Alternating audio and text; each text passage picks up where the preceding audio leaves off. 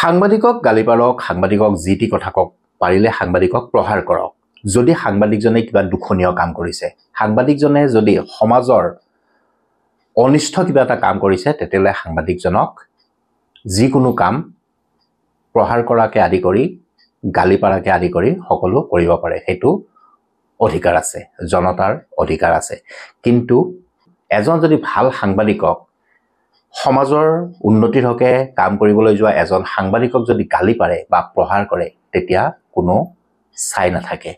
আমি নিজেও এনেকে চাই নাথাকিম, আমিও ব্যৱস্থা গ্ৰহণ কৰিম।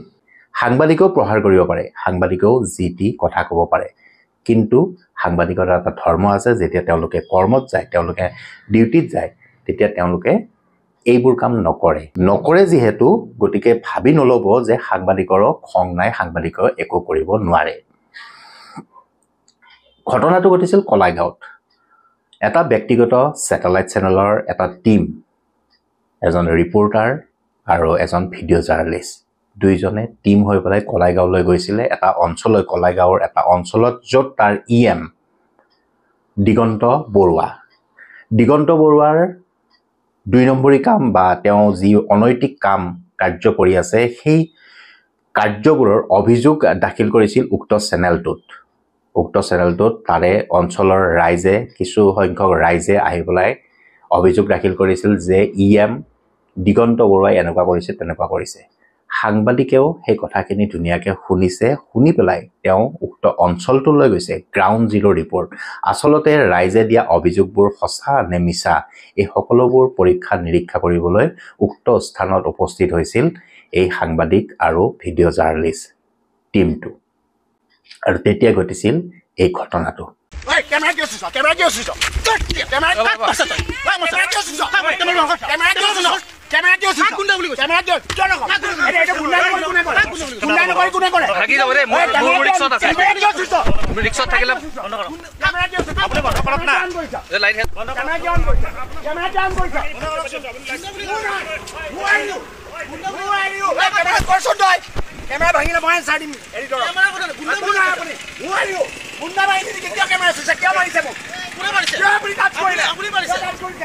এইটো এটা প্ৰহাৰৰ ঘটনা। তেওঁ অভিযোগ কৰিছে যে যেতিয়া নিউজ কৰি আছিল, নিউজ কৰাৰ পিছত তেতিয়া কেইজনমান 10-15 জন ব্যক্তি আহি, ফেৰনীয়া গুণ্ডা বুলিয়ে ক'ব পাৰি, যিহেতু প্ৰহাৰ কৰিব আহিছে, তেওঁলোকে আহি সাংবাদিকজনক প্ৰহাৰ কৰিছে, লগতে ভিডিঅ' জাৰ্নেলিষ্টজনক প্ৰহাৰ কৰিছে। কিন্তু এইটো ভাল হৈছে জানো? এইটো আচলতে অসমৰ মুখ্যমন্ত্ৰী ডক্টৰ হিমন্ত বিশ্ব শৰ্মাই উচুটনি জনোৱা নাই জানো? আগতে এনেকুৱা ধৰণৰ ঘটনা সিমান এটা হোৱা নাছিলে। যেতিয়া হিমন্ত বিশ্ব শৰ্মাই সাংবাদিকসকলক তুচ্ছ তাচ্ছিল্য কৰা হৈছে, সাংবাদিকসকলক বিভিন্ন কথাত ভয় ভাবুকি দিয়ে, চাকৰি যাব, মই মালিকক কৈ দিম আপোনাৰ চাকৰি গুচি যাব, মই এইটো কাম, আপোনালোকে এনেকুৱা ধৰণৰ নিউজ নকৰিব, আপোনালোকে এনেকুৱা ধৰণৰ নিউজ কৰিব, গোটেই সূচীপত্ৰখন বা গোটেই কথাখিনি নিয়ম কানুনবোৰ মুখ্যমন্ত্ৰী ডক্টৰ হিমন্ত বিশ্ব শৰ্মাই যেতিয়াৰ পৰা কোৱা কৰিছে, সাংবাদিকসকলক যেতিয়াৰ পৰা তেওঁ তুচ্ছ তাচ্ছিল্য কৰা হৈছে, ঠিক তেতিয়াৰ পৰাই এনেকুৱা ধৰণৰ ঘটনা বেছিকৈ সংঘটিত হ'বলৈ গৈ আছে এইখন অসমত। সাংবাদিকক প্ৰহাৰ কৰিছে, সাংবাদিকক গালি পাৰিছে। মই আগেয়ে উল্লেখ কৰিছোঁ, সকলো সাংবাদিক একে নহয়, কিছুমান বেয়াও থাকে, কিছুমান ভালো আছে, ইতিবাচক নেতিবাচক দুইটা বস্তুৱে আছে। কিছু সংখ্যক বেয়া আছে, তেওঁলোকক প্ৰহাৰ কৰক, গালি পাৰক, তাতে আমাৰ ক'বলগীয়া নাই। কিন্তু কিছু সংখ্যক ভাল সাংবাদিকো আছে এইখন অসমত, এইখন ভাৰতত, আৰু তেওঁলোকক কাম কৰাৰ অধিকাৰটো আপোনালোকে দিয়ক। আৰক্ষী প্ৰশাসনেও এই বস্তুবোৰ অলপ চাব লাগে। তেওঁলোকেও হয়তো, চৰকাৰে তেওঁলোকক এযোৰ পোছাক দিছে, এটা সাহস দিছে, সেই সাহসটো তেওঁলোকে সৎ পথত কাম লগাওক। কোনো সাংবাদিকে আৰক্ষীক লগত লৈ বা বডিগাৰ্ড লৈ পেলাই নিউজ কৰিবলৈ নাযায়, আৰু তেনেকেই যাওঁতে কিছু সংখ্যকে প্ৰহাৰ কৰে, তেতিয়া সাংবাদিকেও বহি নাথাকে। কলাইগাঁও বিটিআৰৰ চিফ প্ৰমোদ বড়ো আৰু আগৰ যিজন চিফ আছিল হাগ্ৰামা মহিলাৰী আৰু প্ৰমোদ বড়োৰ হয়তো কোনো পাৰ্থক্য আমি এতিয়া এই পৰিস্থিতিত দেখিবলৈ পোৱা যাব। হাগ্ৰামা মহিলাৰ যেনেকুৱা আছিলে প্ৰমোদ বড়ো ঠিক তেনেকুৱা ধৰণৰ হ'বলৈ গৈ আছে এই ঘটনাটোত। প্ৰমোদ বড়োৰ আগতে বহুত ধৰণৰ আমি বাতৰি কৰিছোঁ, তেওঁক দেখিছোৱে, স্বচক্ষুৰে দেখিছোঁ। তেওঁ বলিষ্ঠ কণ্ঠ কঁপাই দিছিল, তেওঁ দুৰ্নীতিৰ পক্ষে মাত মাতিছিলে। কিন্তু যেতিয়াৰ পৰা তেওঁ চিফ হ'ল, বিটিআৰৰ চিফ হ'ল, তাৰ পিছৰ পৰা এনেকুৱা ধৰণৰ এনেকুৱা ধৰণৰ দালাল বহু হৈছে। ডক্টৰ হিমন্ত বিশ্ব শৰ্মাই বিটিআৰৰ চিফ প্ৰমোদ বড়োক বনাইছে আৰু সেই প্ৰমোদ বড়োৰে পালি পহৰীয়া হৈছে এইবোৰ। একেখন নাওৰে যাত্ৰী এইসকল বুলি ক'লেও ভুল কোৱা নহ'ব।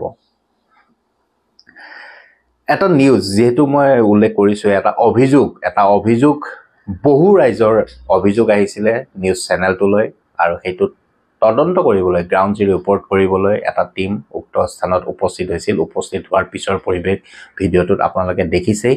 তাৰ পিছত সাংবাদিকজনে স্থানীয় আৰক্ষীক কথাটো অৱগত কৰিলে।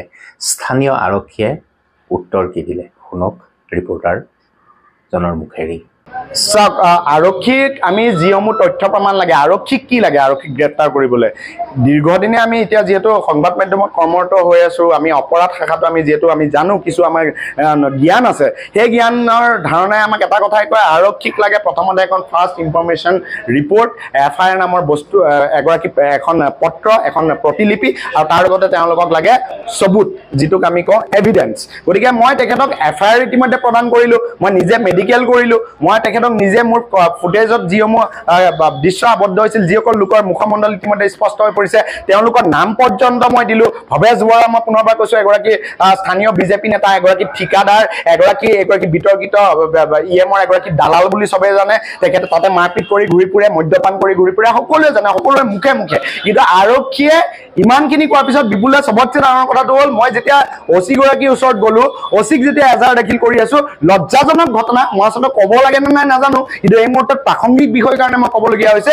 OC গৰাকীয়ে এটা নিজৰে ভিডিঅ' এটা মোক দেখাইছে, FIRখন যেতিয়া তেখেতে গ্ৰহণ কৰি আছে, কৈছে, এয়া চাওক, এই কিছু মাহ পূৰ্বে এইজন মই আপোনাক যেনেকৈ ৰাস্তাত ধৰিছিল, মোকো ৰাস্তাত তেখেতকো আৱৰি আছে, মই নিজে দেখিছোঁ, এই ফুটেজটো ভাইৰেল হৈ পৰিছিল বুলি ইতিমধ্যে সকলোৰ মুখে মুখে জনাজাত। আপুনি কলাইগাঁৱত খবৰ ল'লেই গম পাব, সেইগৰাকী ভাৰপ্ৰাপ্ত আৰক্ষী বিষয়াকো তাত এই অকল গুণ্ডামাইনে ঘেৰি লৈ তেখেতকো বটিয়া খেলা তেওঁলোকে আগতেও কৰিছে। গতিকে তাত কি আইন শৃংখলা চলি আছে, তাত কি হৈ আছে, একেবাৰে মোৰ ধ্যান ধাৰণাৰ বাহিৰত। তাতে হেনো আৰক্ষীৰ কাম নাই, আৰক্ষীক কোনো ভয় নকৰে, আৰক্ষীকেই ব্লেকমেইল কৰিছে। এনেকুৱা ধৰণৰ যদি ঘটনা উক্ত স্থানত হৈ থাকে, আৰক্ষীৰ ওপৰতে হয় সাংবাদিক কনচা কি, তেওঁলোকে হয়তো ঠেকা কথা দিছে, 1 চৰ মাৰিছে, 2 চৰ মাৰিছে, কিন্তু হত্যা কৰিলেও হয়তো তাতে কোনো মানুহ ওলাই নাহিব। আচলতে ঘটনাটো কি হৈছিলে শুনক সাংবাদিকজনৰ পৰাই। বিপুল দা, চাওক, কালি আমি ইতিমধ্যে NB নিউজৰ সেই বিষয়ে সেইগৰাকী বিতৰ্কিত EMৰ বিৰুদ্ধে আমি যথেষ্ট সংখ্যক অভিযোগ লাভ কৰিছিলোঁ, লিখিত অভিযোগ লাভ কৰিছিলোঁ, মুখ্য কাৰ্যালয়ক সেই অভিযোগ লাভ কৰিছিল, আৰু এগৰাকী সাংবাদিক হিচাপে, প্ৰতিষ্ঠানটোৰ কৰ্মৰত এগৰাকী সাংবাদিক হিচাপে সেই দায়িত্ব মোক প্ৰদান কৰিছিল মেনেজমেণ্টে। তাৰপিছত মই সেই বাতৰিটো আমি যাতে সত্যতা নিৰূপণ কৰিব পাৰোঁ, গ্ৰাউণ্ড জিৰ'ত গৈ যাতে অনুসন্ধান কৰাৰ পিছতে যাতে আমি সেই বাতৰি পৰিৱেশন কৰোঁ, সেইবাবে মোক কলাইগাঁৱলৈ পঠিওৱা হৈছিল। আৰু মই বিয়লি প্ৰায় 5 বজাত কলাইগাঁৱত গৈ উপস্থিত হৈছিলোঁ।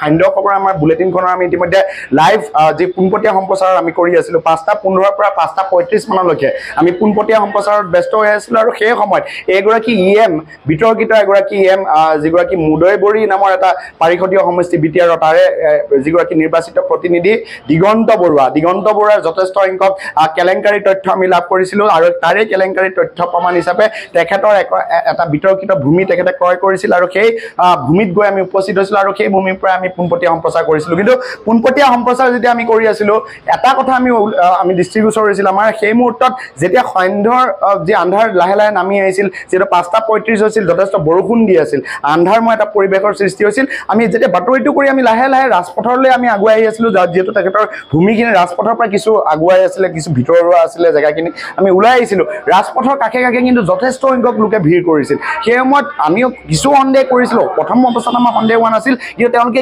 অশালীন মন্তব্য যথেষ্ট কৰি আছিল আমি পোনপটীয়া সম্প্ৰচাৰ আছিলোঁ আমি একো মাত দিব পৰা নাছিলোঁ কিন্তু যেতিয়া আমি পোনপটীয়া সম্প্ৰচাৰ শেষ কৰিলোঁ আমাৰ যেতিয়া পিচিআৰৰ লগত আমাৰ যেতিয়া যোগাযোগ বিচ্ছিন্ন হ'ল তেওঁলোকে সেই কথাটো যেতিয়া গম পালে তেতিয়া এগৰাকী ভৱেশ বৰা নামৰ এগৰাকী স্থানীয় বিজেপি নেতাৰ নেতৃত্বত প্ৰায় 10-12জনীয়া এটা ভেৰণীয়া গুণ্ডাৰ দলে আমাক আগুচি ধৰিলে মোৰ সতীৰ্থ ভিডিঅ' জাৰ্নেলিষ্ট গৰাকী প্ৰিয়ম শইকীয়া তেখেতে যথেষ্ট সাহসিকতাৰ পৰিচয় দিলে তেখেতৰ হাত এনেধৰণে তেখেতক প্ৰায় বান্ধি ৰখাৰ দৰে তেওঁলোকে যথেষ্ট সময় তেওঁলোকে ধৰি ৰাখিলে কেমেৰাৰ লেন্স তেওঁলোকে ডাউন কৰি ৰাখিলে কেমেৰাৰ লেন্স তেওঁলোকে ওপৰলৈ উঠাবলৈ নিদিলে আৰু সেই সময়তে প্ৰথমবাৰ তেওঁলোকে সাংবাদিকৰ ওপৰত হাত উঠালে মোৰ সতীৰ্থ ভিডিঅ' জাৰ্নেলিষ্ট প্ৰিয়মৰ সোঁগালত প্ৰচণ্ড চৰ সুধালে তেওঁলোকে এইগৰাকী ভৱেশ বৰা নামৰ লোক যিগৰাকী লোকৰ ফুটেজ ইতিমধ্যে আমি কলাগাঁও আৰক্ষীত কালি নিশা আমি প্ৰদান কৰিছোঁ ইতিমধ্যে আমি কালি নিশা আমি ইতিমধ্যে গোচৰটো ৰুজু কৰিছোঁ কিন্তু গোচৰ ৰুজু হৈ যোৱাৰ 24 ঘণ্টা সম্পূৰ্ণ হৈ গৈছে কিন্তু এতিয়ালৈকে কোনো এগৰাকী দুৰ্বৃত্তক তেওঁলোকে আটক কৰিব পৰা নাই এইটো হৈছে থুলমূল ঘটনা তেওঁলোকে গ্ৰাউণ্ড জিৰ' ৰিপৰ্ট কৰিব গৈছে আৰু যেতিয়া নিউজটো কৰিছে